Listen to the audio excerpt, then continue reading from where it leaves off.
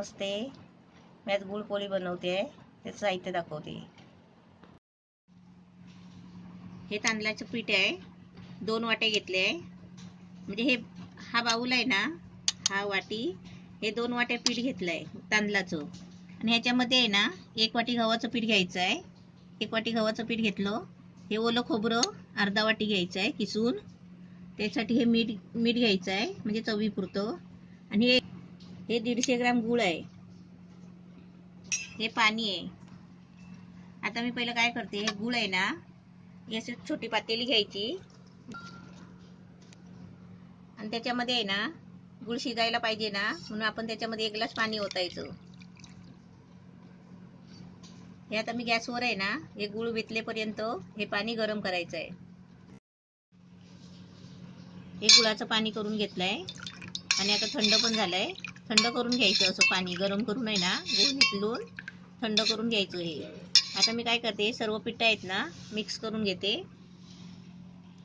असा टोप बीप घ्यायचा छोटा, वाटगा वगैरे. आता सर्व पिठं आहेत ना आपल्याला मिक्स करायचे. तांदळाचं पीठ, गव्हाचं पीठ, हे खोबरं, हे आपल्याला चवीपुरतं मीठ घ्यायचं आहे. हे आता सर्व पीठ आहे ना सगळं मिक्स करून घ्यायचं. त्यामध्ये आहे ना हे गुळाचं पहिलं पाणी ओतून घ्यायचं.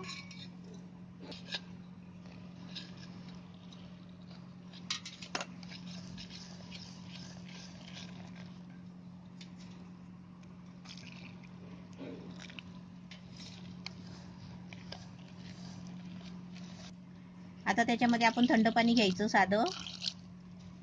हे आपण डोश्याला पीठ बनवतो ना, तसं आपल्याला एकदम घट्ट बनवायचं आहे. थोडं थोडं पाणी टाकून असं घट्ट बनवून घेते. असं पीठ मस्त असं घट्ट करायचं, म्हणजे आपण इडलीला पीठ करतो ना, तर त्या पद्धतीने असं घट्ट करायचं आणि चांगलं असं फेटून घ्यायचं. आता मी तुम्हाला याचं काय करायचं ते दाखवते. असं छोटा भांडा घ्यायचा, कप वगैरे असेल तर कप घ्यायचा आणि असं पीठ आहे ना असं एवढं पातळ करायचं, अशी धार येईपर्यंत असं पातळ करायचं. आता मी गॅस पेटवलाय आणि तवा ठेवलाय डोश्याचा. तव्याला आहे ना असं थोडासा तेल लावायचा आणि आपण छोटे छोटे पोळ्या करायचे.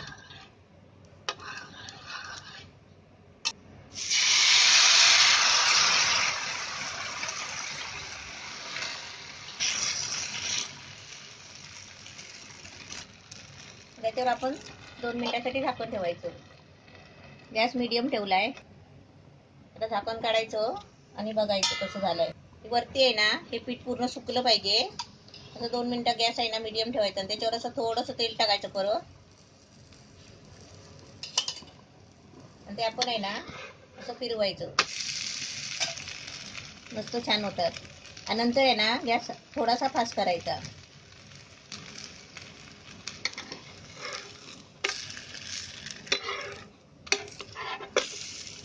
अशी चांगली आहे ना भाजून घ्यायची. दोन्ही साईडून असे चांगले भाजून घ्यायचे.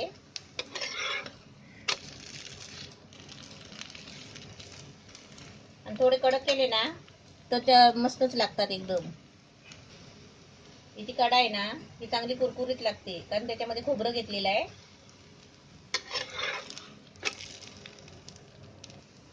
असे मस्त आहे ना असा कलर यायला द्यायचा, चांगले भाजायला. आणि आपण कडक तळायचे, एकदम मस्त अशी भाजून घ्यायची. आता असे काढते. तर थोडासा तव्यावर तेल टाकायचा.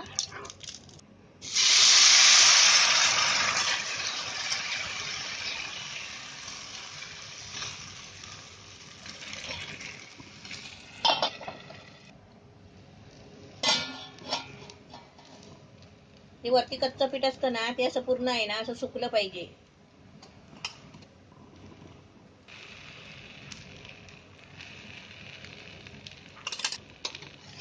आपण झाकण काढलं ना की असं वरती तेल चोळायचं आणि लगेच नाही फिरवायचं. लगेच फिरवलं ना की ते तुटणार. असं मस्त आता सगळे करून घेते आणि तुम्हाला दाखवते. आपण फिरवली ना पोळी, आपण जरा गॅस आहे ना थोडासा मंद आचेवर ठेवायचा आणि सर्व आहे ना नंतर थोडा गॅस फास्ट करून आपण भाजून घ्यायचा.